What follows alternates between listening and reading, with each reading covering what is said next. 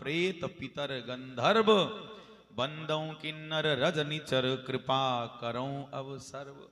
सबकी वंदना करते हुए गोस्वामी जी कहते हैं कि जड़ चेतन गुण दोषमय विश्व कीन करतार। ये संसार जो गुण दोषमय है, जड़ चेतन सब भगवान का बनाया हुआ, भगवान इसके करता हैं। और सबको राममय जानकर सी राममय सब जग जानी, करो प्रणाम जोर जुग पानी। सीता राममय जानकर तुलसीदास जी जड़ चेतन सबको प्रणाम करते हैं। सज्जनों, श्री रामचरितमानस एक ऐसा अद्भुत ग्रंथ है जिसमें जानने से लेकर देखने तक सब कुछ मिलता है। रामचरितमानस के बालकांड में तुलसीदास जी वंदना करते हुए कहते कि सी राम मैं सब जग जानी, करऊं प्रणाम जोर जुग पानी। सारे जगत को मैंने सीता राम मैं जाना, पर केवल जानना ही पूर्ण स्थिति नहीं है। उत्तरकांड में लिखते हैं निज प्रभु मैं देखा ही जगत, के ही सन करहि विरोध। बालकांड में सी राम मैं सब जग जानी, और वहां उत्तरकांड में निज प्रभु मैं देखा ही जगत। देखो, सीताराम में जानना पूर्ण स्थिति नहीं है, सीताराम में देखना पूर्ण स्थिति है। सब जानते हैं कि सब में सीताराम जी का निवास है। जड़ चेतन पशु पक्षी मानव दानव जीव जंतु सब में प्रभु राम का निवास है। हा? जानते हैं ना, सब जानते हो। और दुकान पर अगर कोई ग्राहक आ जाए, दुकान पर ग्राहक आ जाए, 100 रुपये किलो है बाबा, हमारे पास तो आज 80 रुपया। बोले नहीं नहीं, 1 पैसा कम नहीं होगा, 100 रुपया लगेगा 1 किलो। कहां चले गए राम जी? तब राम जी नहीं दिखते तुम्हें, और कहते हो सी राम मैं सब जगह जानी। उस समय राम जी कहां चले जाते हैं? क्यों नहीं दिखते हैं? पर जानना अलग बात है और देखना अलग बात है। एक साधु बड़ा सुंदर प्रवचन करते थे। एक महाजन थे बनिया, बड़े सत्संगी थे। वो सत्संग में आते, संत कहते हैं कि सुनो, हमने सुना है तुम्हारा पोता बहुत बुद्धिमान है, अपने पौत्र को भी लाया करो, बच्चों में अच्छे संस्कार पड़ेंगे। बाबा बोले हमारा पोता तो कार्बन कॉपी है, यहाँ लाने की जरूरत नहीं। क्यों? बोले मैं जैसा सुनता हूँ वैसा उसको वहां सुना देता हूँ, वो ग्रहण कर लेता। नहीं नहीं, फिर भी सत्संग में लाया करो। एक दिन सेठ जी अपने पोता को सत्संग में लेकर आ गए, और देव योग से उस दिन गौ माता पर प्रवचन चल रहा था। गावो विश्वस्य मातरः, सारे विश्व की समस्त जीवों की माँ है गाय।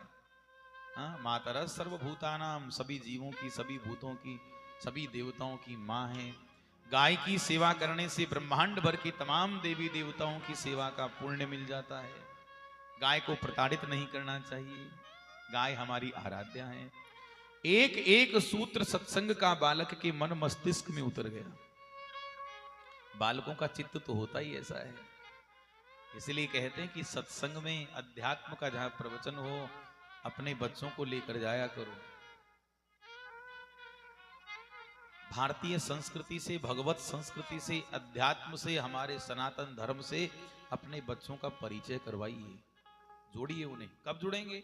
जब हम सत्संग में संतों के पास भगवान की चरित्र सुनते, वहां बच्चों को लेकर जाएंगे। याद रखना, इस जीवन, इस मन का निग्रह करना बड़ा कठिन है। कोई संसार में साधन नहीं बना जिससे मन को वश में कर सकें, पर भगवान के चरित्र इतने प्यारे हैं, इतने मधुर हैं कि हम बड़ी आसानी से मन को इससे वश में कर सकते हैं, जीवन की दिशा को बदल सकते हैं। तो पता नहीं सत्संग का कौन सा सूत्र आपके बालक के जीवन की दशा को बदल दे, दिशा बदल दे। इसलिए अध्यात्म से अपने बच्चों को जोड़िए, सत्संग में अपने बच्चों को लेकर जाइए, अच्छे संस्कार आएंगे। तो बालक के मन मस्तिष्क में, बुद्धि में एक एक सूत्र पहुंच गया। अब दूसरे एक दिन की बात, सेठ जी गए हुए थे असूली के लिए, उगाई के लिए। पोता बैठा दुकान पे, इतनी देर में गौ माता आ गई सामने से घूमती घूमती, और गाय को देखते ही सत्संग के सूत्र याद आ गए, गुरुजी की वचन याद आ गए। गाय हम सब की माँ है, गौ की सेवा करने से ब्रह्मांड भर के तमाम देवी देवताओं की सेवा का लाभ मिल जाता है। गुड़ का कट्टा बोरा रखा था बाहर, खोल दिया उसने मुंह, आओ आओ गौ माता खाओ। बड़े चाव से बड़े प्रेम से गाय को गुड़ खिलाने लगा। अब जाने बेचारी गाय ने कितना गुड़ खाया होगा, 1 किलो 2 किलो। इतनी देर में सेठ जी आ गए वसूली करके, और जो गाय को गुड़ खाते देखा सेठ जी की बुद्धि खराब हो गई, आंखें घूमने लगी, लाल हो गई क्रोध में। अरे मूर्ख, क्या किया तूने, सारा गुड़ बेकार कर दिया, मूर्ख बैठा है चुपचाप देख रहा है। खूब डांटा फटकारा। बालक हंसकर बोला, पिताजी बाबा पता नहीं, आपने सुना नहीं कल गुरुदेव ने क्या कहा था, गाय की सेवा करने से तमाम देवी देवताओं की सेवा का लाभ मिल जाता है, ब्रह्मांड भर के जीवों की गाय ये माँ है, इसकी सेवा कर। अरे कहा मूर्ख पागल, ये सत्संग की बातें सत्संगता ही अच्छी लगती हैं। तू तो इन्हें घर ले आया। अरे घर क्या, तू तो दुकान तक ले आया उनको। तो सी राममय सब जग जानी, जानना अलग बात है, ये पूर्ण स्थिति नहीं है। निज प्रभुमय देख ही जगत के ही सन करें विरोध, सीता राममय जानना पूर्ण स्थिति है। समस्त सृष्टि की वंदना गोस्वामी जी करते हैं।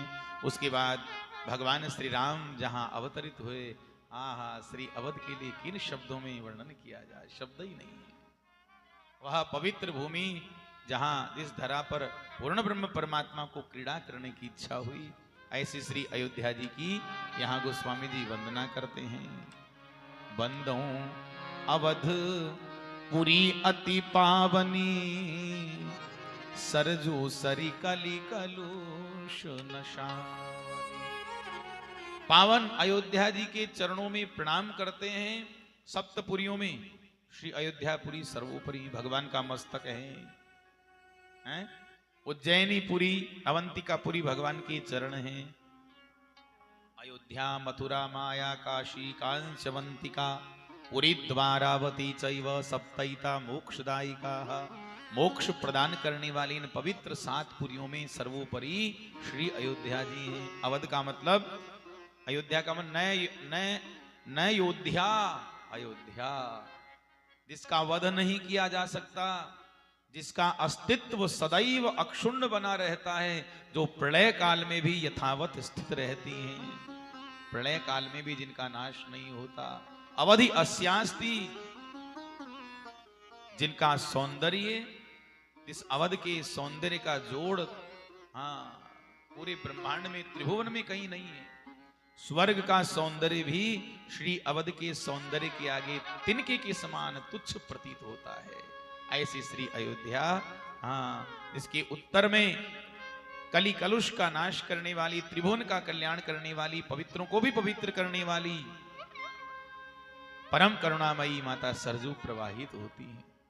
जो भगवान श्री हरि की नेत्र जहाँ है, नेत्रों से प्रकट हुई अश्रु बिंदुओं से, वह वशिष्ठ जहाँ पवित्र माता सरजू, जो 3 तरफ से श्री अवध को घेरे हुए हैं, रक्षा करती हैं, पूर्व पश्चिम उत्तर दिशा में श्री सरजू जी प्रवाहित होती हैं। स्वयं भगवान सराहना करते राम जी, राम धामदा पुरी सुहावनी, लोक समस्त विदित अति पावनी। त्रिभुवन में विख्यात हैं, वेदों में प्रकाशित हैं, अति प्रिय मोह यहाँ के वासी। भगवान राम स्वयं कहते हैं कि श्री अवध में निवास करने वाले जीव जितने हैं, जो भी देहधारी हैं, पशु पक्षी हैं, जड़ चेतन, जो सब भगवान राम को अति प्रिय हैं। ऐसी अवध के लिए क्या किन शब्दों में वर्णन किया जाए, जिस पावन धरा पर प्रभु श्री राम को क्रीड़ा करने की इच्छा हुई, प्रकट हुए। बोलिए श्री अयोध्या धाम की जय। फिर थोड़ी चौपाइयों में अब आगे राज कुटुंब की वंदना करनी है गोस्वामी जी को, तो विचार करते हैं सबसे पहले किसकी वंदना की जाए। प्रभु राम की, क्योंकि राम जी आराध्य हैं। फिर विचार किया, नहीं दशरथ जी की वंदना, क्योंकि राम जी के पिता हैं, अवध के सम्राट हैं, वेदों में जिनका नाम प्रकाशित है। और अंत में निर्णय लिया किसी की वंदना नहीं करते हैं, सबसे पहले माता कौशल्या की वंदना करते हैं। कुशल बुद्धि, कौशल्या का मतलब कुशल बुद्धि, दृश्यते त्वग्रया बुद्ध्या सूक्ष्मया सूक्ष्मदर्शी। जो माता कौशल्या प्राची दिशी पूर्व दिशा का प्रतिनिधित्व करती हैं। बंदौ कौशल्या दिशि प्राची, बंदौ कौशल्या दिशि प्राची, बंदौ कौशल्या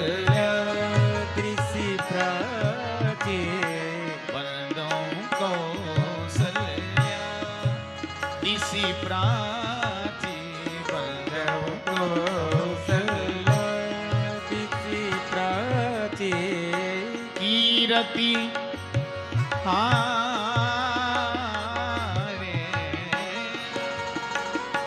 कीरति जासु सकल जगमाची बंदव कौसल्या दिशि प्राची कौशल्या दिशि प्राची बंदव कौसल्या दिशि प्राची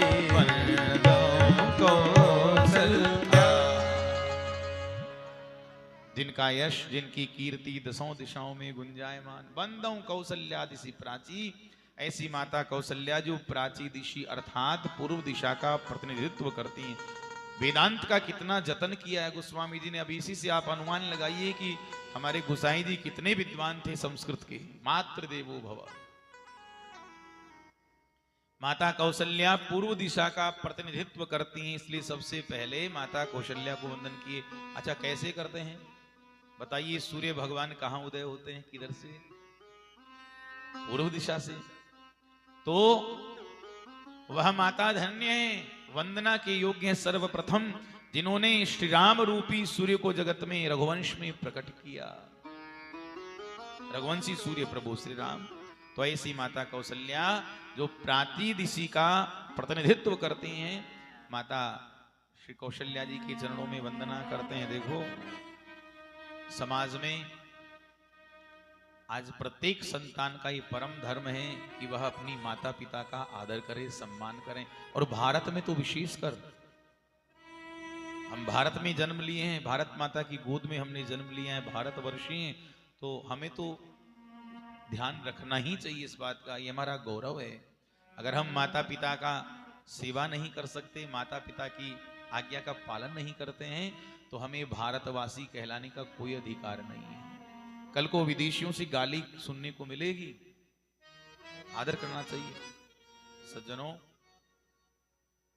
बालक जब सन्यास ग्रहण करता है, देखो सारे ऋणों से उर्ण हो सकते हैं, पितृ ऋण, देव ऋण, ऋषि ऋण, तमाम ऋणों से उर्ण हो सकते हैं, पर मातृ ऋण से कभी उर्ण नहीं हो सकते।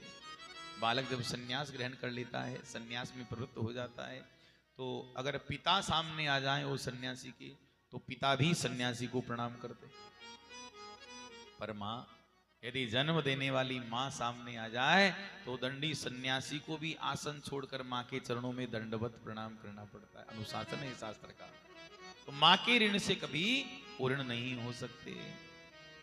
उसके बाद दशरथ राम सहित सब रानी, सुकृत सुमंगल मूर्ति मानी।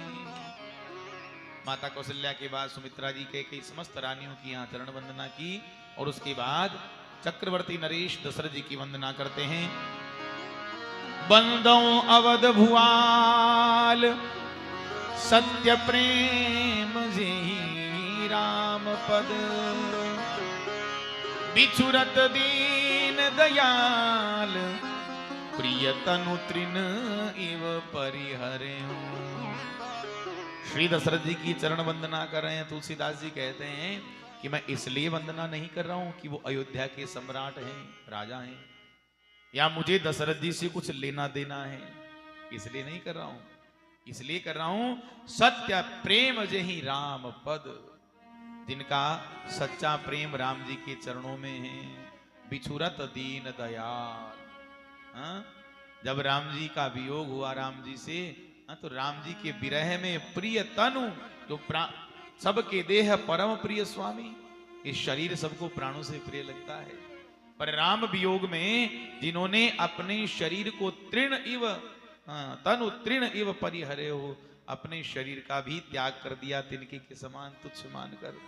ऐसे राम जी के चरणों में जिनका सच्चा प्रेम है, श्रद्धा है, ऐसे राम प्रेमी श्री दशरथ जी के चरणों में मैं वंदना करता हूं। भक्त वत्सल भगवान की। देखो, दशरथ का मतलब क्या होता है? दशसु दिक्षु रथो यस्य स दशरथ, जिनका रथ दशों दिशाओं में गति करे। अवध की सच्ची वारी से हैं, सम्राट हैं, रघुकुल के।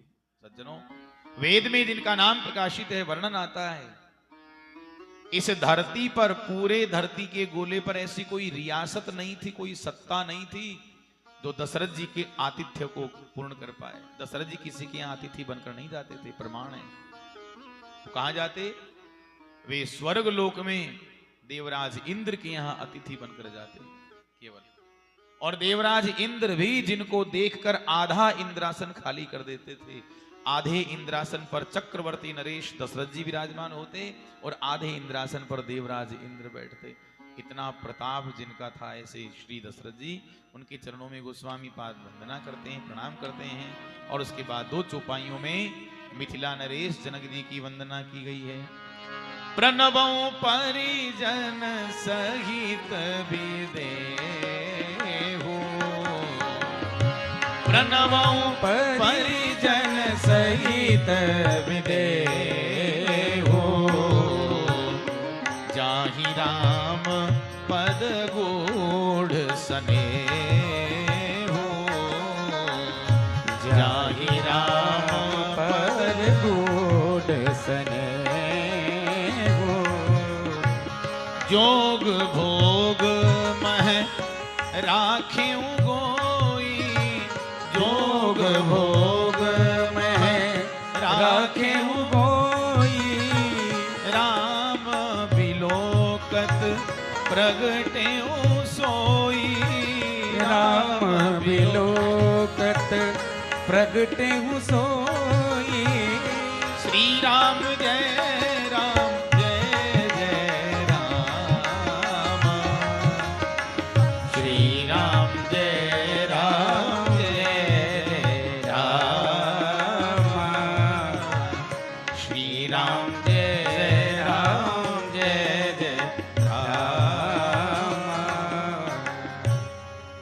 अवध के राज कुटुंब की अलग अलग चौपाई में वंदना किए।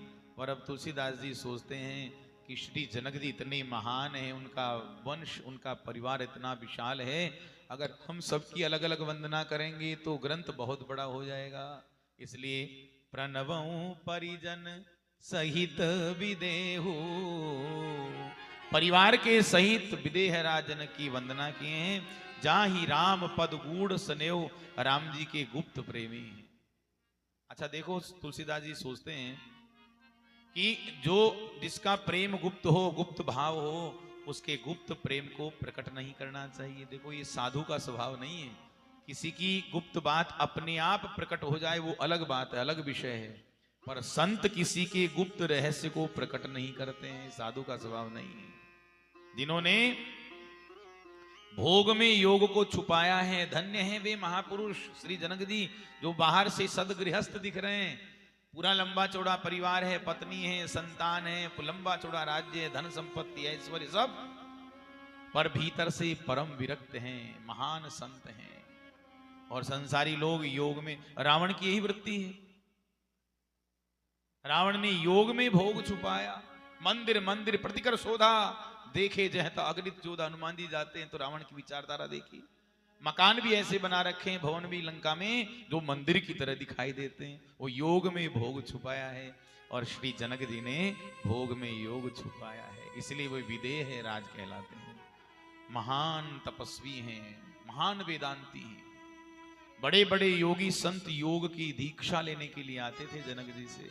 अष्टावक्र जी जैसे महान विद्वान संत श्री जनक जी से शास्त्रार्थ करते थे, चर्चा परिचर्चा करते थे। ऐसे महान योगी श्री जनक जी के चरणों में तुलसीदास जी वंदना करते हैं। बोलिए श्री जनक जी महाराज की। और उसके बाद संत भरत जी की चरणों की वंदना यहाँ पहली बार रामचरितमानस 2 चौपाइयों में श्री भरत जी की चरण वंदना किए हैं। प्रणवाऊं प्रथम भरत के चरना, प्रणवाऊं प्रथम भरत के चरना, जासु नेम व्रत जाईन बरना, जासु नेम व्रत जाये बरना, राम चरण पंकज मन जासु राम चरण पंकज मन जासु लोबोध मधुप एव तजई न पासु लोबोध मधुप एव तजई न पासु लोबोध मधुप एव तजई न पासु। ब्रीय धातु में पालन पोषणार्थे भरति इति भरत। हाँ? सज्जनों, श्री भरत जी की चरण वंदना करते हुए तुलसीदास जी कहते हैं कि जासु नेम व्रत जाई न भरना। वरना जी, संत भरत जी के चरणों में मैं प्रणाम करता हूँ, जिनके नियम संयम, जिनके व्रत का आचरण का कोई वर्णन नहीं कर सकता। राम चरण पंकज मन जासु, राम चरण में जिनका मन सदैव भंवरे की तरह मंडराता रहता है, लगा ही रहता है, ऐसे राम प्रेमी श्री भरत जी के चरणों में वंदन। देखो, तुलसीदास जी ने राम कथा को कामधेनु की उपमा दी है। राम कथा कली काम दुगाई। इस कलिकाल में भगवान राम का ये जो पवित्र चरित्र है, सुयश है, राम कथा है, ये कामधेनु है, कामनाओं को पूर्ण करने वाली। अच्छा, किसी ने पूछा, महाराज जी आपने रामायण को कामधेनु कहा है, तो इसका दूध कौन है? तो कहा राम कथा कामधेनु है, इसका दूध है प्रभु श्री राम। गाय का दूध पौष्टिक होता है, संपूर्ण खुराक होता है, और विज्ञान की दृष्टि से भी शुद्ध है, सिद्ध है, पवित्र है, कीमती होता है। अच्छा, उस कीमती गाय के दूध में यदि शक्कर मिला दी जाए तो बोले उसका स्वाद भी बढ़ जाता है और कीमत भी बढ़ जाती है। तो राम कथा रूपी कामधेनु के दूध हैं प्रभु राम, तो शक्कर हैं श्री लक्ष्मण। जैसे दूध में शक्कर घुल जाती है, दिखती नहीं है, उसी प्रकार राम जी के चरित्र में लक्ष्मण जी का चरित्र घुला हुआ है। अच्छा, उस दूध में यदि केसर मिला दिया जाए तो बोले तब तो कहना ही क्या है, तासीर बढ़ जाएगी दूध की, दूध और कीमती हो जाएगा, पौष्टिक हो जाएगा, कीमत भी बढ़ जाएगी। तो राम कथा कामधेनु है, प्रभु राम इसके दूध हैं, लक्ष्मण जी शक्कर हैं, तो संत भरत जी केसर हैं। केसर को जितना घोटोगे उतना ही रंग आएगा उसका। उसी प्रकार संत भरत जी रामचरितमानस के घुटे हुए पात्र हैं। आप देखना, जहां भी भरत जी का चरित्र आप सुनेंगे, श्री भरत जी की आंखों में आंसू ही दिखाई देंगे और कुछ नहीं दिखेगा, आंखों में आंसू दिखेंगे। ऐसे महान संत हैं श्री भरत जी। सज्जनों, 14 वर्ष का रस प्रभु राम का पूर्ण हुआ। श्री सीताराम जी बैठे, राम राज्य की स्थापना हुई, राज्याभिषेक हुआ, पूरा रघुवंश का परिकर वहां विराजमान है, मौजूद हैं। श्री हनुमान जी की विशाल आंखें चारों तरफ घूम रही हैं। इस चित्र का वास्तविक चित्रकार नहीं दिख रहा है, जिनके बिना राम राज्य की कल्पना नहीं की जा सकती, वे संत भरत जी कहीं दिख नहीं रहे हैं। अचानक हनुमान जी की आंखें गई, पीछे देखा तो राम जी के सिंहासन के पीछे श्री भरत जी छत्र लेकर खड़े हैं। भरत जी को ऐसे पीछे खड़ा देखकर हनुमान जी के विशाल नेत्र नम हो गए, आंखों में आंसू आ गए। प्रणाम किया, भरत जी आप आगे चलिए, सामने आइए। भरत जी की आंखों से अश्रुधारा बहने लगी। नहीं नहीं हनुमान जी, हमने जीवन में ऐसा कोई सुकृत नहीं किया, हम प्रभु के सामने जाकर खड़े हों। हाँ? हम बहुत बड़े पापी, अरे हमारा तो जीवन ही, हमारा तो जन्म ही प्रभु को दुख देने के लिए हुआ है। हनुमान जी के नेत्र नम हो गए, प्रभु के पास आए। प्रभु देखिए, जिनके बिना राम राज्य की कल्पना नहीं हो सकती, वे संत भरत जी पीछे खड़े हैं, आप कहिए उनको सामने आए। राम जी हंसने लगे। हनुमान, भरत बराबर खड़े हैं। अरे प्रभु, आप कैसी बात कर रहे हैं? हाँ हनुमान, हम सत्य कह रहे हैं। बताओ भरत क्या कर रहे हैं? बोले भरत जी छत्र लेकर आपके पीछे खड़े हैं। तो कहा हनुमान, ये तो एक संत का छत्र है, अगर भरत जी जैसे संत की छत्र छाया मुझ पर ना होती तो धरती पर राम राज्य नहीं हो सकता था। सज्जनों, राम राज्य धरती पर तभी आ सकता है जब संत चरण की छाया में सत्ताधीश रहे। 2 गद्दियां हैं, एक व्यास गद्दी और एक राजगद्दी। ये ठीक है, राजगद्दी पर सत्ताधारी को ही बैठना चाहिए, राजा ही को बैठना चाहिए, पर छत्र छाया संत की होनी चाहिए। ठीक है कि रघुवंश के रघुकुल के श्री अवध के राजा थे दशरथ जी, राजगद्दी पर तो दशरथ जी बैठते थे, पर राज सत्ता का संचालन, राजनीति का संचालन सर्वसमर्थ भगवान वशिष्ठ के द्वारा किया जाता था। राजनीति का मतलब क्या है? राज्ञः सुष्ठु नीति, राजा की वह पवित्र नीति जिसके द्वारा प्रजा का हित हो, कल्याण हो, भला हो। और पवित्र नीति, पवित्र राजनीति वही है जो संतों की छत्र छाया में आगे बढ़े। आज हमारे भारतवर्ष का कितना सौभाग्य है, हम कितने भाग्यशाली हैं। हमारी कितनी पीढ़ियां बीत गई, 500-550 वर्ष के, तब देख कितने संतों ने, कितने भक्तों ने बलिदान दिया प्रभु के लिए। क्या आप कल्पना कर सकते थे कि हमारी ये पीढ़ी राम मंदिर को बनते हुए देख पाएगी, प्रभु श्री राम को इस प्रकार विराजमान होते हुए देख पाएंगे? कल्पना किए थे? कितनी पीढ़ियां बीत गई, कितने संतों ने अपना लहू बहाया, कितने भक्तों ने बलिदान दिया प्रभु के लिए। देखिए भगवान की कृपा, हम कितने गौरवशाली हैं, कितने भाग्यशाली हैं। आज भारतवर्ष की लगाम, भारतवर्ष की कमान आज एक महान संत के हाथ में प्रभु ने दी है। गौरवान्वित अपने आप को अनुभव करते हैं हमारे माननीय प्रधानमंत्री यशस्वी जो परम संत हैं, ऐसे श्री नरेंद्र दास मोदी, नरेंद्र जी मोदी, और हमारे उत्तर प्रदेश के मुख्यमंत्री, वाह क्या बात है, योगी आदित्यनाथ जी। ऐसे महान संतों के हाथ में इस भारतवर्ष की बागडोर है। सोचिए ये भारत का कितना सौभाग्य है, वरना जो पूर्ववर्ती सरकारें रहीं, विधर्मियों की सरकारें आई, सत्यानाश कर दिया, सब बेड़ा गर्क कर दिया। जो भारत सोने की चिड़िया था, जो भारत जगत गुरु था, वो कंगाल बना दिया उसको। वो समय दूर नहीं था कि हम अपने घरों से बाहर नहीं निकल पाते, बाजारों में खुले हम घूम नहीं पाते, अमन चैन की स्वतंत्र सांस हम नहीं ले पाते। वो समय दूर नहीं था। विधर्मी कहने लग गए थे, तुम बनाओ मकान बंगले, रहेंगे हम, बनाओ तुम, रहेंगे हम। हमारी बहन बेटियां सुरक्षित नहीं थी, कुछ नहीं कर पाते हम। तो भगवान की कृपा है, देखिए भगवान की कृपा। आज एक महान संत तो स्वयं विरक्त संत हैं, उनकी जितनी प्रशंसा की जाए, किन शब्दों में प्रशंसा करें ऐसे संत।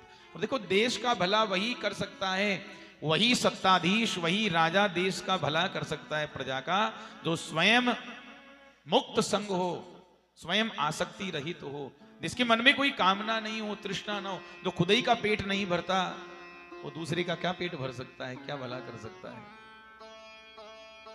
ऐसे विरक्त संत हैं। तो अच्छा है, राजगद्दी पर तो राजा ही बैठे, पर संतों की छत्र छाया होनी चाहिए। संत चरण की छाया में ही प्रजा का हित। भक्त वत्सल भगवान की। परम संत हैं श्री भरत जी, और पहले हम निवेदन कर चुके हैं कि श्री रामचरितमानस तो संत महिमा का ग्रंथ है। संतों की कितनी महिमा का है। श्री भरत जी की महिमा, भरत जी के चरित्र का वर्णन शेष शारदा भी नहीं कर सकते हैं। आप प्रभु राम को प्रसन्न कीजिए, राम जी आपकी भक्ति से प्रसन्न भी हो जाए और प्रकट होकर कहें कि वरम ब्रूहि, वर मांगो, वर मांगो। और आप कहिए प्रभु आप व्यास गद्दी पर बैठ जाइए और हमें संत भरत जी के चरित्र सुनाइए। भगवान भी असमर्थ हो जाएंगे, क्योंकि संत की महिमा कौन गा सकता है। प्रभु श्री राम भी यही कहेंगे कि देखो मैं श्री भरत जी का चरित्र जानता हूं, पता है, पर श्री भरत जी का चरित्र गाना मेरे भी सामर्थ्य के बाहर है। संतों की महिमा कौन गा सकता है। परम संत हैं श्री भरत जी। इस प्रकार श्री भरत जी की वंदना गोस्वामी जी करते हैं। उसके बाद 4 चौपाइयों में श्री लक्ष्मण जी की चरण वंदना करते हैं। बंदौ लक्ष्मण पद जल जाता, शीतल सुभग भगत सुखदाता, रघुपति की रति विमल पताका दंड समान भयऊ जस जाका शेष सहस्र शीस जग कारण जो अवतरे भूमि बहारन सदा सुसानुकूल रहमो पर कृपा सिंधु सौमित्र गुना बंदौ लक्ष्मण पद जल जाता शीतल सुभग भगत सुखदाता। श्री लक्ष्मण जी की सुखद और शीतल चरणों की वंदना, भक्तों को सुख देने वाले चरण वंदना, चरणों की वंदना तुलसीदास जी करते हैं। देखो, रघुपति कीर्ति विमल पताका, श्री रघुनाथ जी की कीर्ति विमल पताका है, दिव्य पताका है। तो लक्ष्मण जी का समर्पण दंड के समान है, दंड समान भयों जस जाका। लक्ष्मण जी का समर्पण दंड है। ध्वजा कितनी भी कीमती हो, कितनी भी कीमती हो, पर डंडा अगर बराबर ना हो ध्वजा की कोई कीमत नहीं है। जब तक डंडे पर ध्वजा को फहराएंगे नहीं, ध्वजा पटक धरे रहो, कोई कीमत नहीं है। तो राम जी की कीर्ति जगत में प्रकाशित होती है तो उसका श्रेय जाता है लक्ष्मण जी को, क्योंकि लक्ष्मण जी, अच्छा लोग कहते हैं कि डंडा कठोर होता है, डंडा किसी के सामने टूट जाएगा पर झुकेगा नहीं, ऐसा ही स्वभाव लक्ष्मण जी का है। क्रोधी पात्र हैं, उग्र हैं स्वभाव के। तो लोग कहेंगे महाराज जी तो अहंकार है, बेशक अहंकार है, अहंकार है, पर कब तक? जब तक वो प्रभु के चरणों में ना झुके तब तक। डंडे पर जब पताका लहरा दी जाए तो फिर डंडे का अहंकार समाप्त हो जाता है। राम चरण में जो समर्पित हो जाए फिर वो सारे अहंकार उसके समाप्त हो जाते, निरहंकारी बन जाता है। तो राम जी का यश विमल पताका है और लक्ष्मण जी का समर्पण दंड के समान है। सदा जो सहस्र शीस जग कारण, जो शेषावतारी हैं, जगत का हित करने के लिए जो प्रकट हुए हैं, भूमि का भय टारने के लिए, समाप्त करने के लिए प्रकट हुए हैं। तुलसीदास जी कहते हैं कि सदा सुसानुकूल रहमो पर कृपा सिंधु सौमित्री गुणाकर। हे गुणाकर, हे सौमित्र, हे सुमित्रानंदन लक्ष्मण जी, आप मुझ पर सदैव अनुकूल रहें, कृपा बनाए रखें।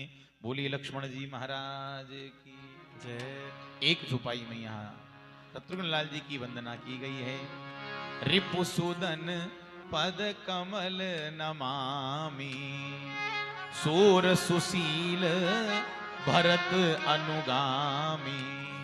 श्री भरत जी के चरणों का अनुगमन करने वाले श्री शत्रुघ्न लाल जी की वंदना करते हैं। शत्रुन हरति शत्रुघ्न, जो शत्रु का नाश करे वो शत्रुघ्न। घ्नमानी हंता शत्रु, शत्रु का हंता शत्रुघ्न।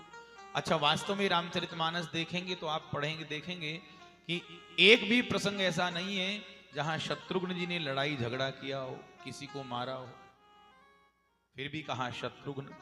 क्यों?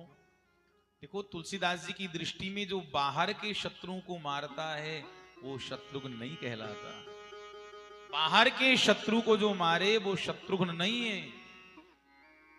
राम जी ने तारका का वध किया, लक्ष्मण जी ने शूर्पणखा को घायल किया, पर ये बाहर के शत्रु थे।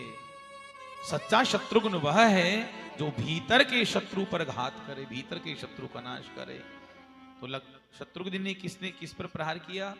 शूप किस पर किया?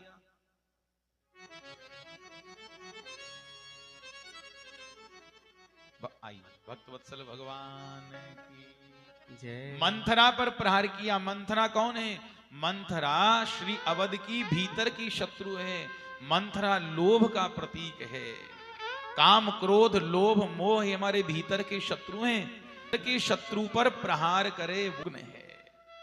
सज्जनों, श्री राम जी की दृष्टि में लोभ सबसे बड़ा शत्रु। रामायण में श्री काकभुषुंडी मानसिक रोग पूछते हैं। अच्छा, एक बात और सुनिए, रामचरितमानस में संत जितने मानसिक रोगों के प्रति सावधान नहीं है, देवता जितने मानसिक रोगों के प्रति सावधान नहीं है, उतना पक्षी समाज सावधान है, सजग है। श्री भरद्वाज जी ने याज्ञवल्क जी से मानसिक रोग नहीं पूछे, माता भवानी ने, माता पार्वती ने भगवान शिव से मानसिक रोग नहीं पूछे, पर श्री गरुड़ जी, कागभूषुंडी जी मानसिक रोग पूछते हैं। इसका मतलब इस भारत में पक्षी समाज मानसिक रोगों के प्रति सजग है, उतना कोई नहीं है। मानसिक रोग पूछे,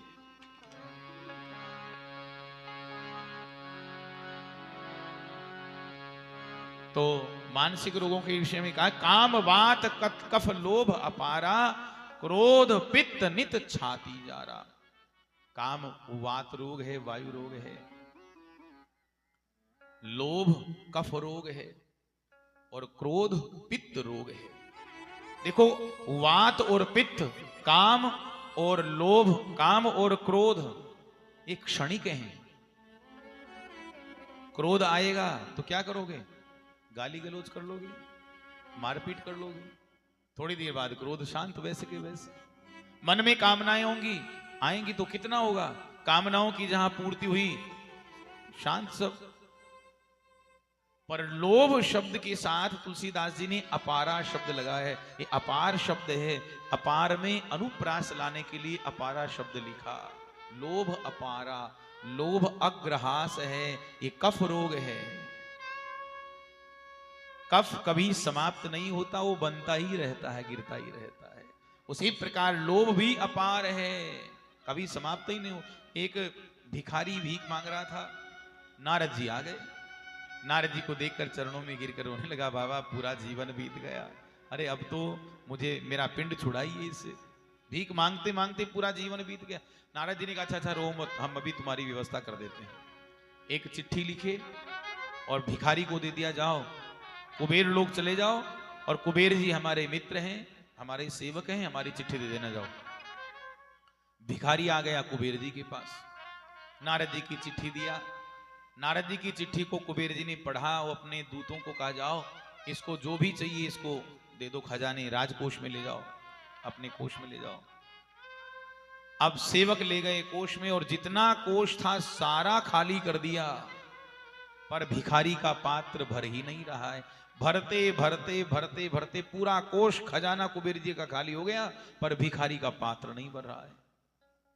सेवकों ने आकर कहा, सरकार सारा कोष खाली हो गया, खजाना खाली, पर पता नहीं इसका ये क्या कैसा चमत्कारी पात्र है, भरता ही नहीं है। कुबेर जी को परमाश्चर्य हुआ। इतने में नारद जी आ गए। नारद जी को देखकर कुबेर जी ने कहा, महाराज ये चिट्ठी पत्री लिखने से पहले थोड़ा विचार कर लिया करो। क्यों? अरे बोले, आफत कहां से भेज दिया आपने? सारा कोष खाली हो गया है, पर इसका पात्र भरता ही नहीं है।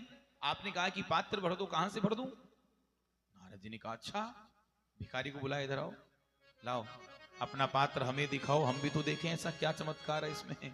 नारद जी ने पात्र हाथ में लिया भिखारी का, उल्टा सीधा करके देखते तो क्या देखते हैं, वो पात्र और कुछ नहीं, मानव की खोपड़ी है। ये खोपड़ी कभी भरती नहीं। खोपड़ी में रोज कामनाएं तृष्णाएं जागृत होती, ये मिल जाए ये मिल जाए, ये खोपड़ी कभी भरती नहीं। तो कफ लोभ अपारा, ये लोभ अपार है, बड़ा भयानक शत्रु है। तो जो भीतर के शत्रु का नाश करे वह शत्रुघ्न कहलाता है। बोली शत्रुघ्न लाल जी महाराज की।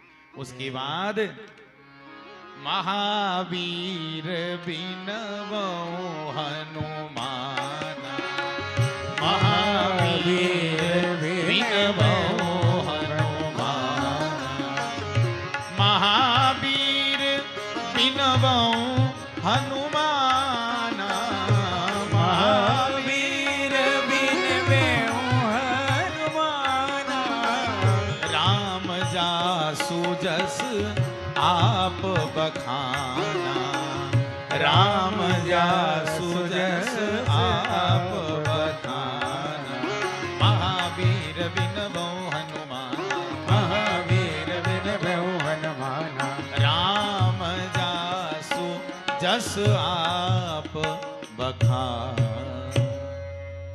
महावीर बिनवो हनुमाना। भगवान श्री राम के प्रियदास प्रिय भक्त लाडले भक्त श्री हनुमान जी की चरण वंदना करते हुए तुलसीदास जी महाराज बड़ा सुंदर महावीर कहा है, और किसी को महावीर नहीं कहा, हनुमान जी को कहा है। राम जासु जस आप बखाना, जिनका यश स्वयं प्रभु श्री राम ने गाया है, उन हनुमान जी के लिए क्या कहा जाए। देखो, हनुमान जी रामचरितमानस के प्रथम श्रेणी के वक्ता हैं और प्रथम श्रेणी के श्रोता हैं। रामचरित सुनिबे को रसिया। भगवान शिव और भगवान हनुमान जी राम कथा के परम श्रोता हैं, परम कुशल श्रोता हैं, और जितने सुंदर श्रोता हैं उतने ही कुशल वक्ता हैं, प्रथम श्रेणी के। किसके सामने कैसी कथा कहनी है, हनुमान जी बड़े चतुर हैं। माता जानकी का शोक दूर करना है तो वैसी कथा कहते हैं, लक्ष्मण जी का क्रोध उतारना है तो वैसी राम कथा कहते हैं, भरत जी जो राम वियोग के समुद्र में डूब रहे हैं उनको उबारने के लिए वैसा रामचरित्र कहते हैं।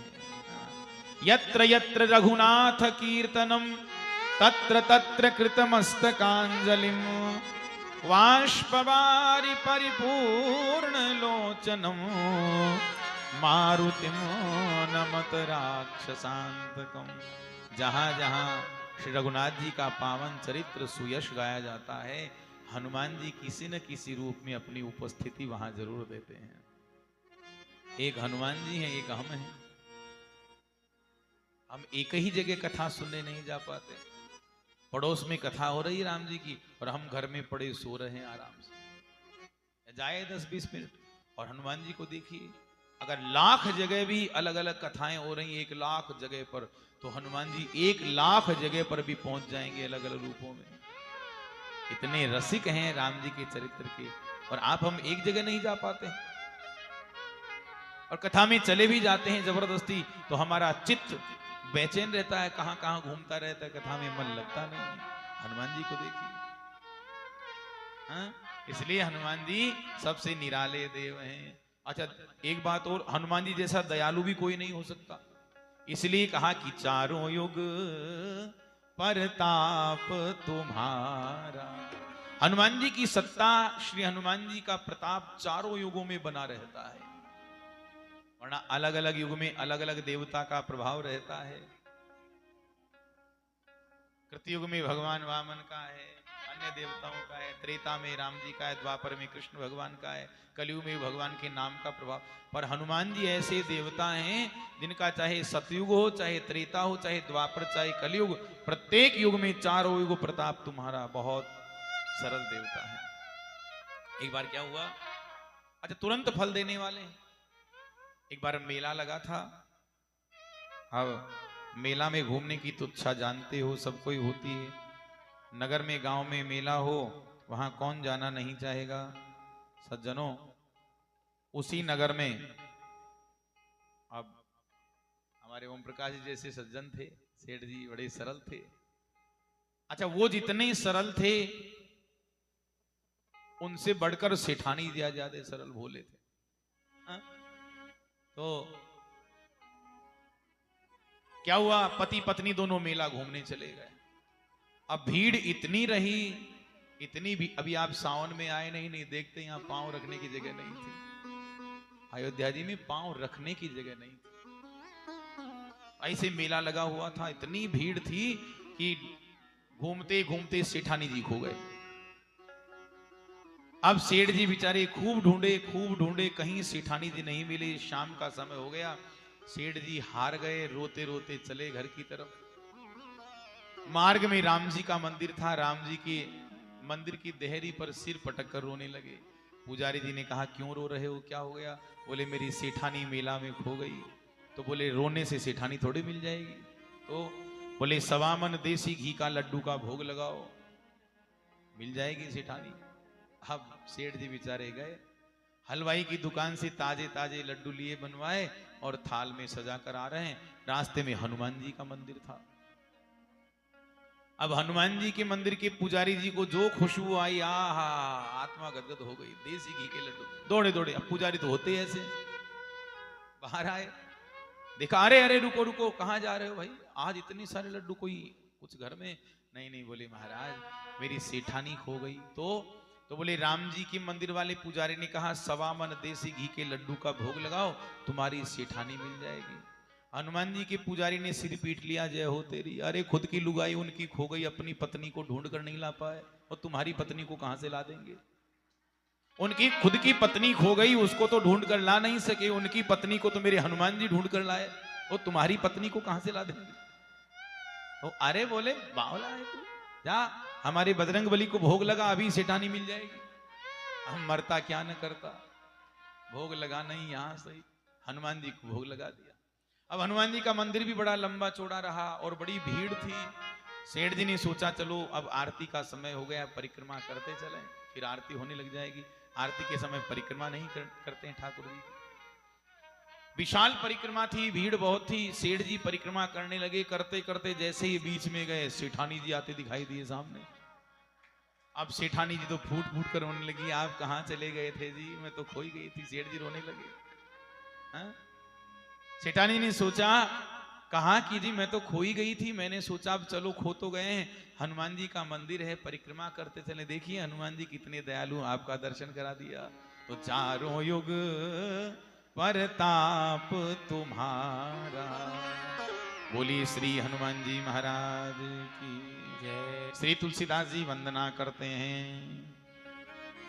प्रणवो पवन कुमार, खलबन पावक ज्ञान घन, जासु हृदय आगार, बसहि राम सर चाप।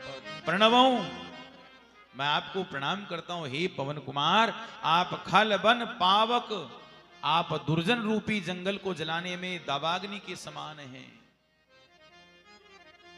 ज्ञान घन, आप ज्ञान की बरसात करने वाले हैं।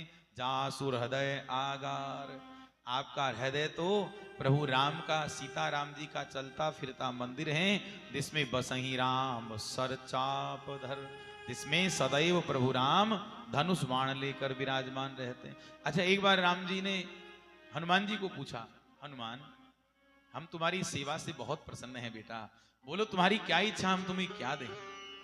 हनुमान जी प्रसन्न होकर कहते हैं, प्रभु आप मुझे देना ही चाहते हैं तो ऐसा कीजिए, आप धनुष बाण लेकर मेरे हृदय में विराजमान हो जाइए। राम जी हंसकर बोले, हनुमान हृदय तो बड़ा कोमल अवयव होता है, और किसी के कोमल हृदय में धनुष बाण हथियार लेकर बैठना, ये तो बड़ी कठोरता है, तुम ऐसा क्यों कहते हो।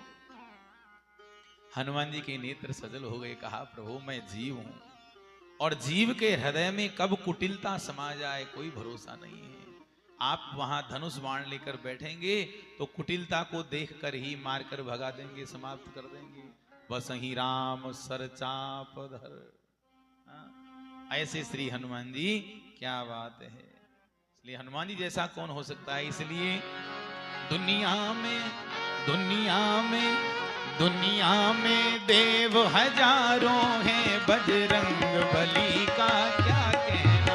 दुनिया में देव हजारों हैं, बजरंग बली का क्या कहना।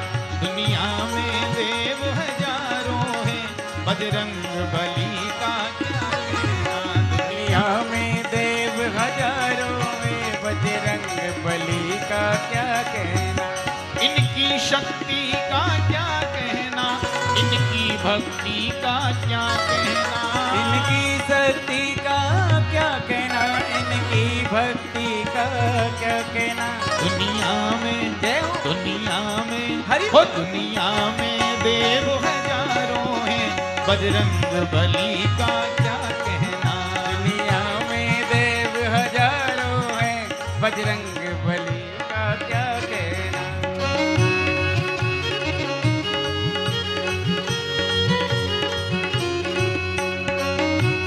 जय हो,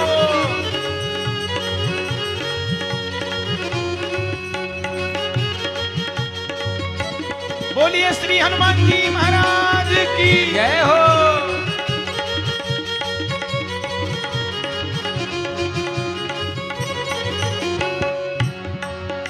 ये 7 समुंदर पार गए और गढ़ लंका में कूद गए।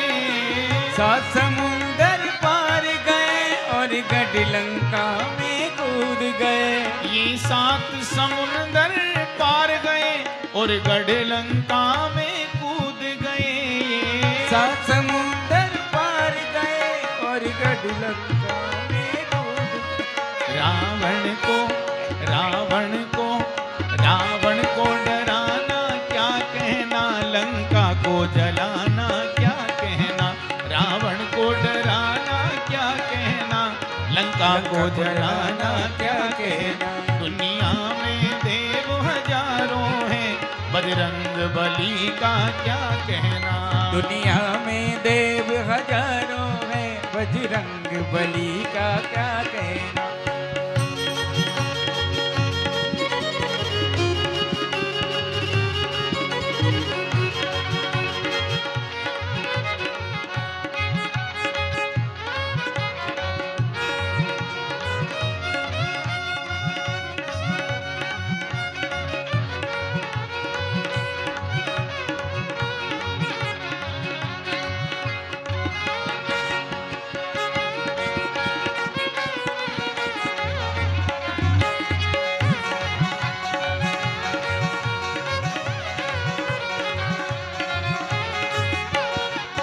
जब लक्ष्मण जी बेहोश हुए, संजीवन बूटी लाने गए। जब लक्ष्मण जी बेहोश हुए, संजीवन बूटी लाने गए। जब लक्ष्मण जी बेहोश हुए, संजीवन बूटी लाने गए। जब लक्ष्मण जी बेहोश हुए, संजीवन बूटी लाने गए।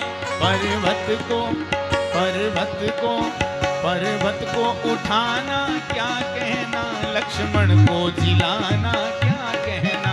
पर्वत को उठाना क्या कहना, लक्ष्मण को जिलाना क्या कहना। दुनिया में देव हजारों हैं, बजरंग बली का क्या कहना। दुनिया में देव हजारों हैं, बजरंग बली का क्या कहना।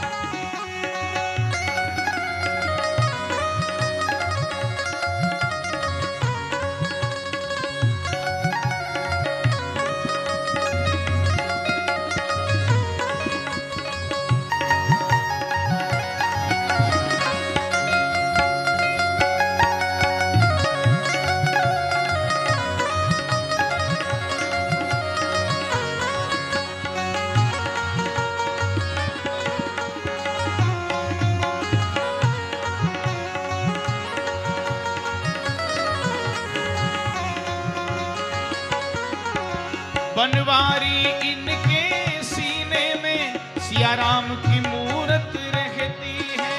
बनवारी इनके सीने में सिया राम की मूरत रहती है। बनवारी इनके सीने में सिया राम की जोड़ी रहती है। बनवारी इनके सीने में सिया राम की जोड़ी रहती है। ये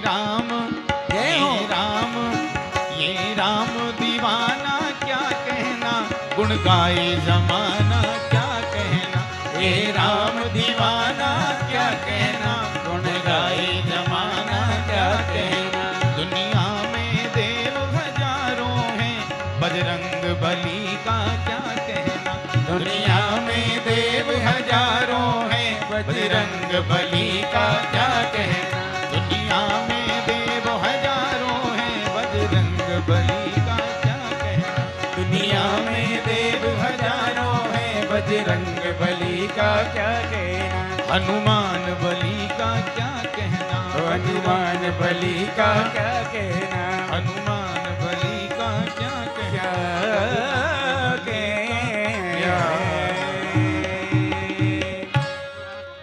बोलिए हनुमान जी महाराज की जय। कपिपति रीछ निशाचर राजा, अंगदादी जे कीस समाजा।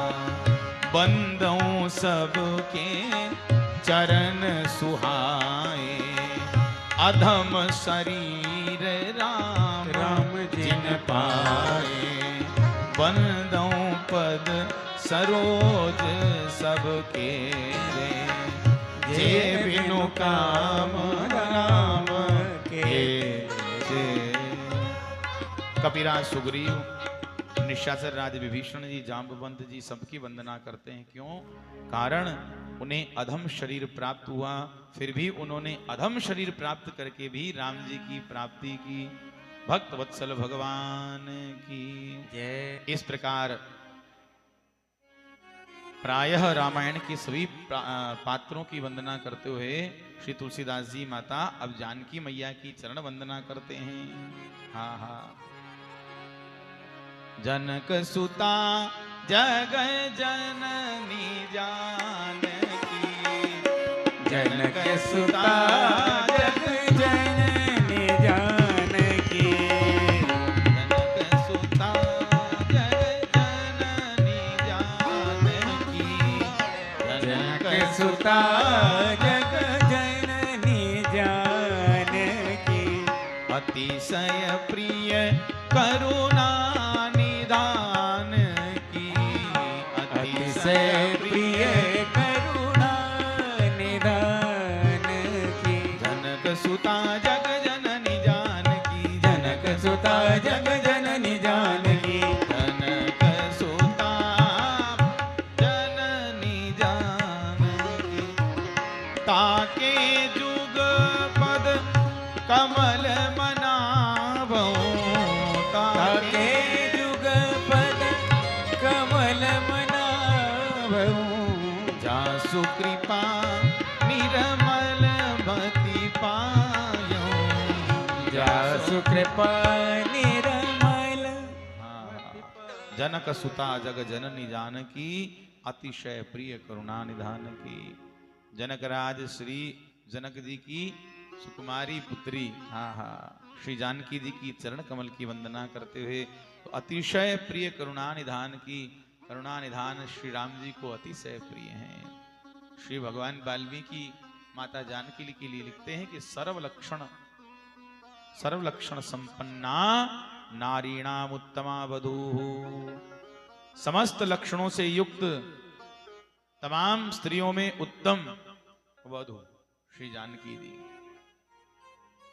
ऐसी माता जानकी के चरण कमलों की वंदना श्री तुलसीदास जी महाराज करते हैं और फिर कहते हैं कि पुनि मन बचन कर्म रघुनायक, चरण कमल बंदऊ सबदायक। माता जानकी की कृपा से निर्मल मति प्राप्त। प्रभु सब कुछ दे सकते हैं पर निर्मल मति श्री जी की कृपा से ही, किशोरी जी की कृपा से प्राप्त। ए मैया, अरे क्या बात है भाई, बाहर जाकर बात करो ना, बात करना है तो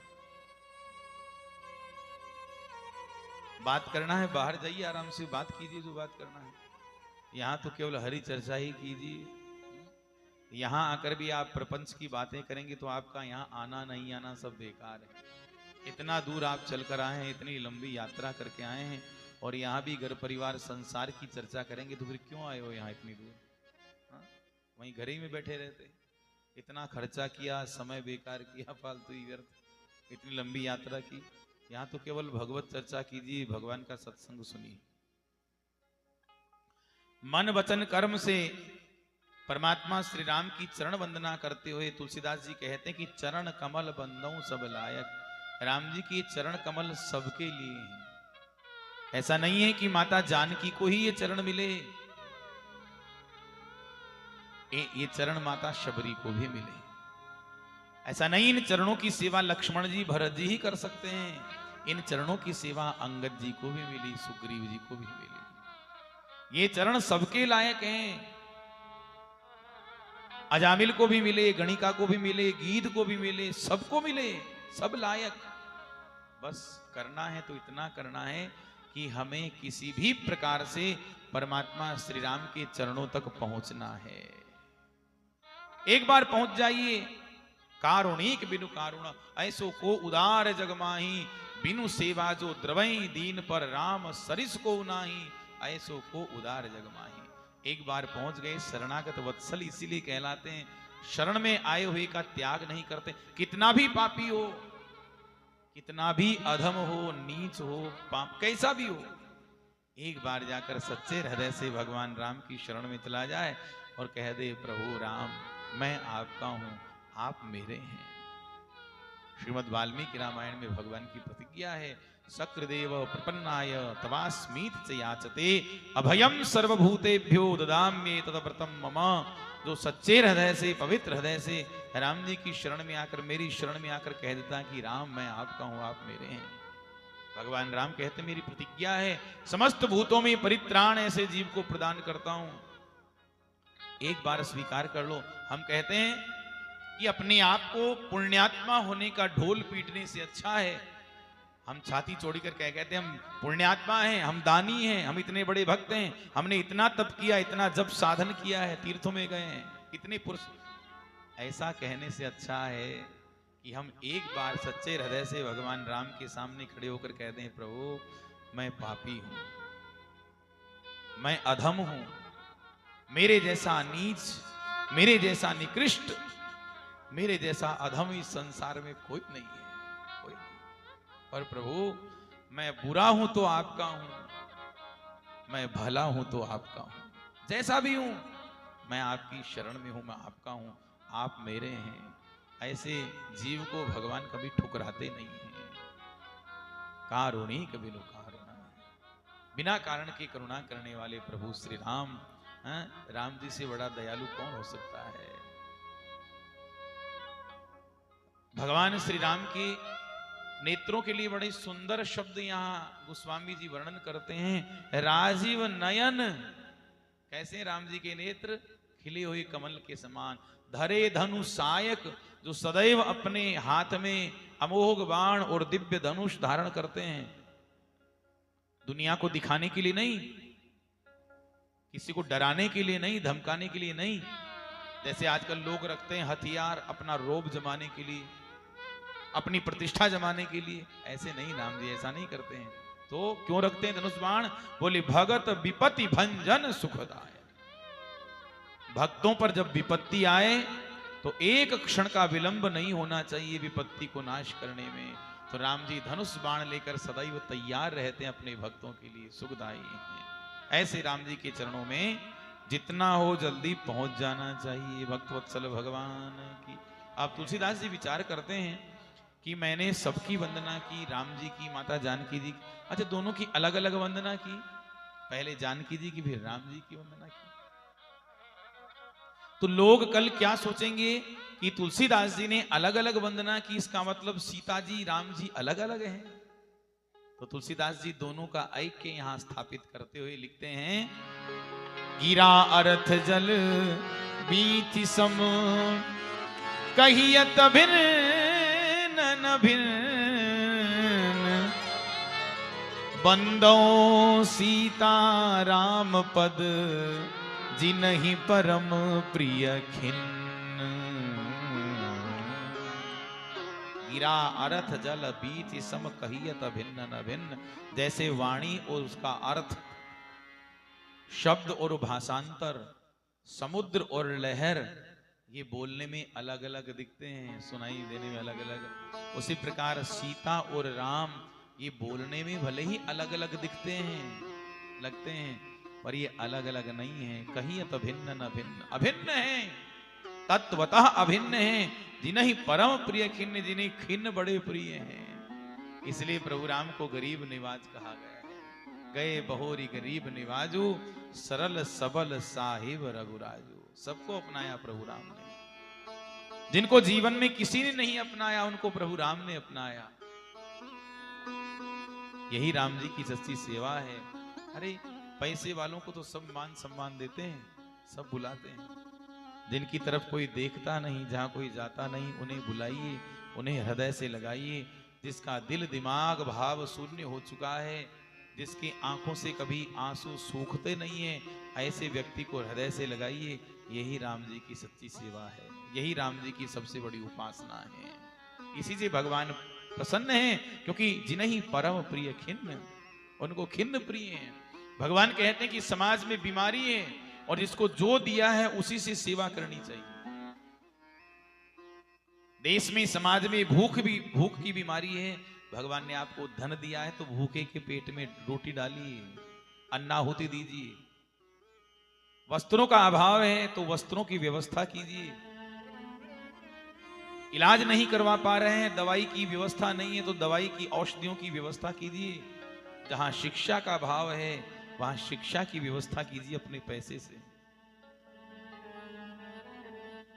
जहां जो अभाव दिखे वहीं सेवा कीजिए। सेवा बताई नहीं जाती है। हमारे यहाँ कोई आते महाराज जी को कहते, महाराज जी साधु आते, महाराज जी बताइए क्या सेवा। देखो पहले तो साधु का एक नियम होता है, साधु आते हैं, अतिथि होते हैं, भगवान का रूप पर आश्रम में आते हैं तो 2 दिन तक रहेंगे, कुछ नहीं कहेंगे, 3 दिन रहेंगे, कुछ नहीं, चौथे दिन काम में, चलो काम करो, लगाओ काम में लगाओ। आपने कहते हैं कि 2 दिन का पावना, 3 दिन का पावना, चौथे दिन। हाँ तो वही आतिथ्य इतना ही होता है। तो एक महात्मा ने पूछा, महाराज जी क्या सेवा मेरे लायक, क्या सेवा करो। हमारे महाराज जी ने कहा सेवा बताई नहीं जाती, सेवा मुंह से नहीं कहा जाता कि क्या करूं। अरे इतना बड़ा स्थान है, आश्रम है, आपको जो भी लगे वही कीजिए। साग मनिया करना है साग मनिया कीजिए, रोटी बनाना है रोटी बनाइए भोग के लिए, झाड़ू लगानी है झाड़ू लगाइए, और कुछ करना आपको जो व्यवस्था दिखे वही कीजिए, वही सेवा है। सेवा बताई नहीं जाती है। तो भगवान ने आपको धन दिया है, समर्थ बनाया है, तो उससे सेवा कीजिए। भक्त वत्सल भगवान की जय। अति कोमल करुणा निधान, बिनु कारण पर उपकारी, ऐसे राम दीन हितकारी, ऐसे राम दीन हितकारी। दीनों का हित करने वाले प्रभु श्री राम। ऐसी श्री गोसाई जी यहाँ वंदना करते हैं। उसके बाद राम नाम की भरपूर वंदना करते हैं। बंदऊ नाम राम रघुबर को, बंदऊ नाम राम रघुबर को, हेतु कृशानु भानु हिमकर को, हेतु कृशानु भानु हिमकर को, विधि हरिहर वेद प्राण सो, हरिहर मद प्राण सो, अगुण अनुपम गुण निधान सो, अगुण अनुपम गुण निधान। बंदऊ नाम राम रघुवर को, राम नाम की भरपूर वंदना किए। हेतु कृषान भानु हिम कर को, क्या बात है। रे आम रकार अग्नि का स्वरूप है, आकार सूर्य का स्वरूप है, मकार चंद्रमा का, हिमकर चंद्रमा जो परम शीतल है, चंद्रमा का स्वरूप है। विधि हरि हरमय वेद प्राण सो, जो ब्रह्मा विष्णु महेश का रूप है और वेद का प्राण है। ऐसे राम नाम की भरपूर वंदना श्री गोस्वामी जी महाराज वहां करते हैं। जिनका नाम का प्रभाव देखिए। महामंत्र जोई जपत महेशु, काशी मुकुट हेतु उपदेशु। इस राम नाम के प्रभाव से काशी में मरने वालों को भगवान शिव मुक्ति प्रदान करते हैं। महिमा जासु जान गण राउ, प्रथम पूजियत नाम प्रभाव। जिनके नाम के प्रभाव से भगवान गणेश देवताओं में प्रथम पूज्य बन गए। उल्टा नाम जपत जग जाना, वाल्मीकि भय ब्रह्म समाना। उल्टा नाम जप कर भी वाल्मीकि जी ब्रह्म पदवी को प्राप्त हो गए। सज्जनों, राम नाम की बड़ी वंदना सुंदर की है, क्योंकि तुलसीदास जी कहते कि भगवान का जो नाम है राम, राम नाम, ये राम नाम निर्गुण ब्रह्म एवं सगुण राम दोनों से बढ़कर है। क्योंकि राम जी ने तो राम एक तापस तीय तारी, राम एक तापस तीय तारी, राम एक तापस तापसते तारे। नाम कोटि खल कुमति सुधारी, नाम कोटि खल कुमति। राम जी ने एक मुनि पत्नी अहिल्या का उद्धार किया, पर राम जी की नाम ने तो न जाने कितनी बिगड़ी हुई बुद्धियों को, कुमतियों को सुधार दिया। बंजेऊ राम आप भव चापू, भव भय भंजन नाम प्रतापो। दंडक बन प्रभु कीन सुहावन, जन मन प्रभु कीन सुहावन, जन मन अमित नाम आवन। सिद्ध सुसेवकनी सुगतनाथ, नाम अमित अति वेद विदित गुण। इसलिए कहा कि ब्रह्म राम ते नाम बड़ बरदायक वरदानी, सतकोटि मह लिय महेश जिय जान। नारद जी जानते हैं राम जी की महिमा, राम जी के नाम की। नारद जाने वो राम प्रभावा प्रताप। ध्रुव जी, प्रहलाद जी सब नाम के प्रभाव से महाराज जी अग्रगण्य हुए। सुमिरी पवन सुत पावन नामू, अपने वश कर राख्यो राम। हनुमान जी को देखिए, राम जी का इतना नाम गाते हैं कि इस राम नाम के प्रभाव से राम जी को अपने वश में कर लिया है, कीर्तन गा गा कर। नाम जप कर अजामिल, गज, गणिका, ये सब भगवान के नाम के प्रभाव से पार हुए भव सागर से सज्जनों। इसलिए तुलसीदास जी कहते हैं कि कहूं कहां लगी नाम बड़ाई, राम न सकहीं नाम गुण गाई। नाम की महिमा को कौन गा सकता, कितनी बड़ाई की जाए, कितना प्रशंसा, जितना प्रशंसा करें उतना ही कम है। क्योंकि नामी भी नहीं जानता है कि मेरे नाम में कितना प्रभाव है। नाम का प्रभाव नामी भी नहीं जानते हैं।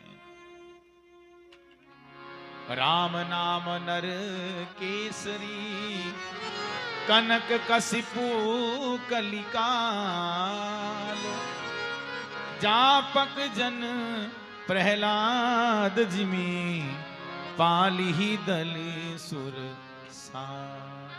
इस कलिकाल में राम जी का नाम केसरी, प्रहलाद भगवान नृसिंह के समान है, नृसिंह है। कनक कसिपु कलिकाल, यह कलिकाल हिरण्यकश्यपु है। जापक जन प्रहलाद जन, भगवान का नाम जपने वाले जो जापक हैं, भक्त हैं, वो प्रहलाद जी हैं, प्रहलाद जी की तरह हैं। भगवान जैसे नृसिंह भगवान अपने भक्त प्रहलाद जी की रक्षा करते हैं, उसी प्रकार भगवान का ये जो नाम है वो अपने भक्तों की रक्षा करता है, जापक की रक्षा करता है।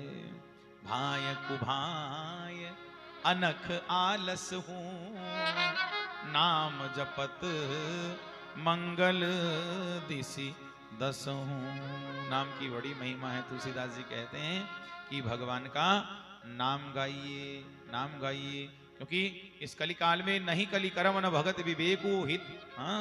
राम नाम अवलंबन एको, भगवान राम के नाम से बड़ा अवलंब जीव का कोई नहीं है। न भक्ति न ज्ञान विवेक कुछ भी नहीं है, भगवान का नाम ही सर्वोपरि है।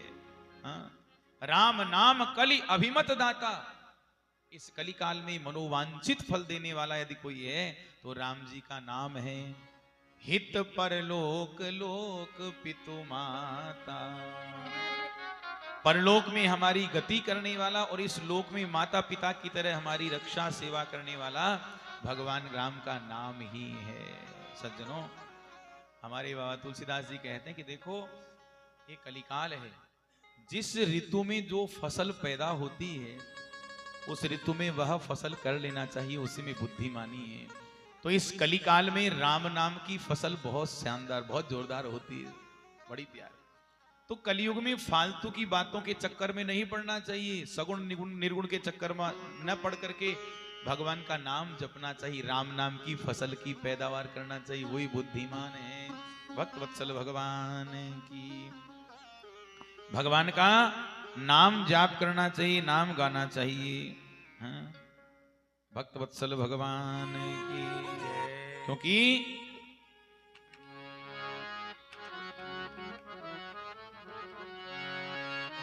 अंत में निकला यही परिणाम, राम से बड़ा राम का नाम, राम से बड़ा राम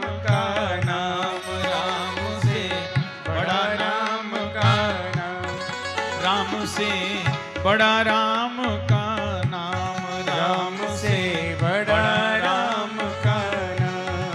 अंत में निकला यही परिणाम, अंत में आता है यही काम, राम से बड़ा राम का नाम, राम से बड़ा राम का नाम।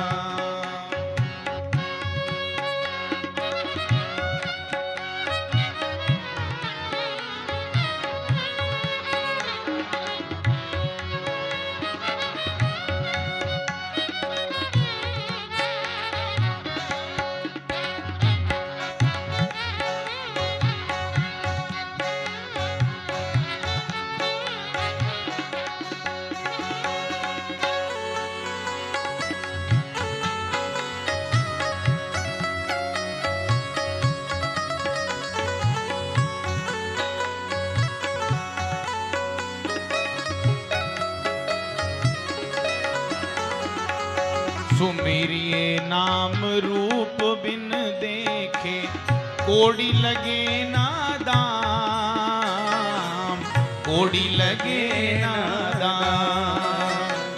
सुमिरिए नाम रूप बिन देखे, कोड़ी लगे ना दाम हो प्यारे, कोड़ी लगे ना दाम। नाम के बांधे खिंचे आएंगे, नाम के बांधे खिंचे आएंगे, आखिर एक दिन राम, राम से बड़ा राम का नाम, राम से बड़ा राम का नाम। अंत में निकला यही परिणाम, अंत में निकला यही परिणाम, राम से बड़ा राम का नाम, राम से बड़ा राम का नाम।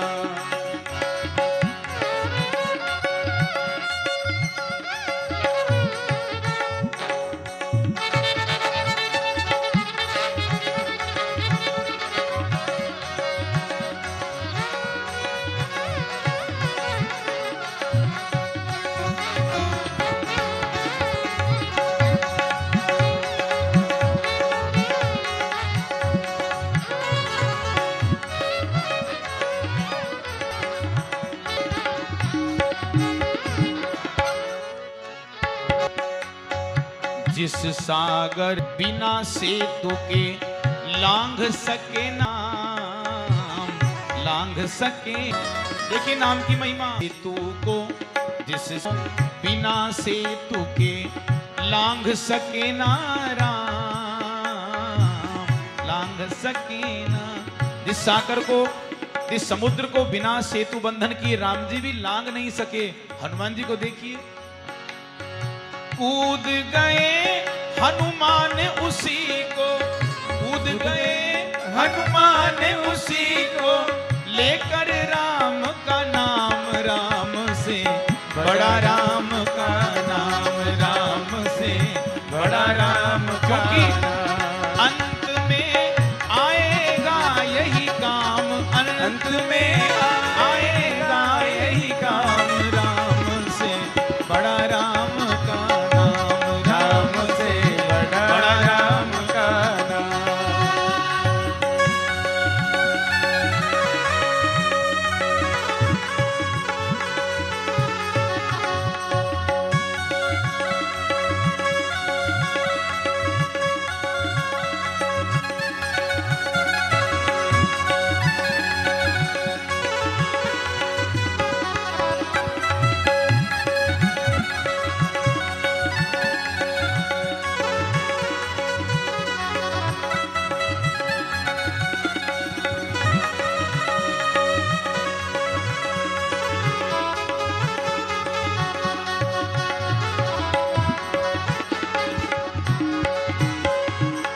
वो दिल वाले डूब जाएंगे जिनमें नहीं है राम हो प्यारे, जिनमें नहीं है।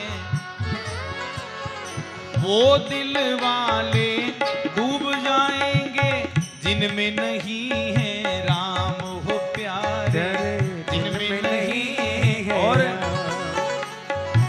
वो पत्थर भी तिर जाएंगे, वो पत्थर भी तिर जाएंगे, जिन पर लिखा हो राम, राम से बड़ा राम का नाम, राम से बड़ा राम का नाम। अंत में निकला यही परिणाम, अंत में निकला ये परिणाम, राम से बड़ा राम का नाम, राम से बड़ा राम का नाम, राम से बड़ा राम का नाम, राम से बड़ा राम का नाम, राम से बड़ा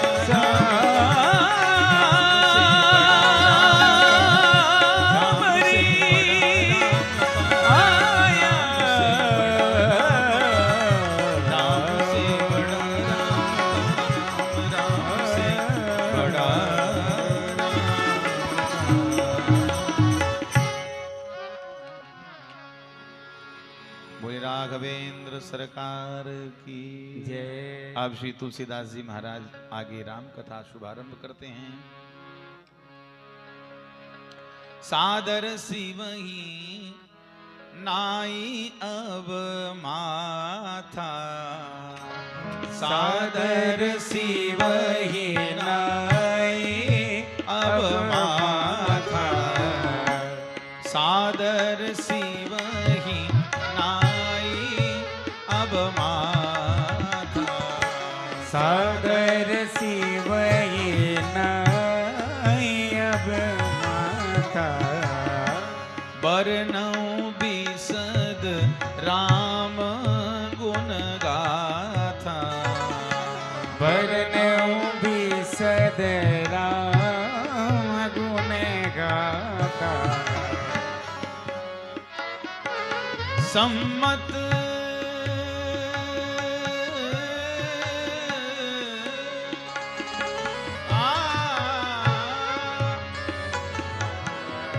सिया राम के राम राम, सम्मत 16 से 31 संवत से 31 करूं कथा हरि पद धरि सीसा, करहूँ कथा हरि पद धरि सीसा, सम्मत 16 से 31 सम्मत 16 से 31 सम्मत 16 से 31 करऊं कथा हरि पद धरि से। सादर सिवही नाई अब माथा, सबको वंदना, किसी को दूर से प्रणाम किए, किसी के चरण स्पर्श किए, किसी को दंडवत किए, पर अब भगवान शंकर के चरणों में मस्तक रख देते हैं तुलसीदास जी। किसी के चरणों में मस्तक रखने का मतलब अपना सब कुछ चरणों में अर्पण कर देना। याद रखना, अगर थोड़ा बहुत भी अभिमान हमारे भीतर रह गया, देहाभिमान, पदाभिमान, प्रतिष्ठाभिमान, सौंदर्याभिमान, धनाभिमान, थोड़ा भी अभिमान का लेश शेष रह गया तो राम गुण नहीं गा सकते, और गाएं तो आनंद नहीं आएगा। मस्तक रखने का मतलब निरभिमानी होना, सर्वस्व न्योछावर कर देना। तो तुलसीदास जी भगवान शिव के चरणों में मस्तक रखकर बरनऊ विशद राम गुण गाथा। अब तुलसीदास जी कहते हैं कि मैं विशद राम गुण का गान करता हूं। सम्मत 16 से 31, सम्मत 1631 की रामनवमी का दिन था। सज्जनों, अयोध्या के श्री राम मंदिर में प्रभु श्री राम का जन्मोत्सव धूमधाम से मनाया जा रहा था। उसी को मनाने के बाद श्री तुलसीदास जी महाराज ने सरजू किनारे बनी अपनी कुटिया में विराजमान होकर श्री रामचरितमानस ग्रंथ का लेखन कार्य शुभारंभ किया। सज्जनों, नवमी भौम बार मधुमासा अवधपुरी चरित प्रकाशा, नवमी तिथि मंगलवार, चैत्र का महीना, शुक्ल पक्ष, श्री अयोध्या जी में प्रभु राम का ये चरित्र प्रकाशित होता है। जिस दिन अयोध्या में तमाम तीर्थ, तमाम देवी देवता एकत्रित होते हैं, हाँ, तभी देखो उसी दिन, उसी पुण्य काल में श्रीराज सर्जन शरणागति महाराज कथा कह रहे हैं। दूसरी भूमिका प्रारंभ हो धाट से, कर्म की भूमिका से। तुलसीदास जी का एक नियम था। क्या नियम था? बिनु सत्संग न हरि कथा। संतों के सत्संग के बिना हरि चर्चा का, हरि कथा का उदय नहीं हो सकता।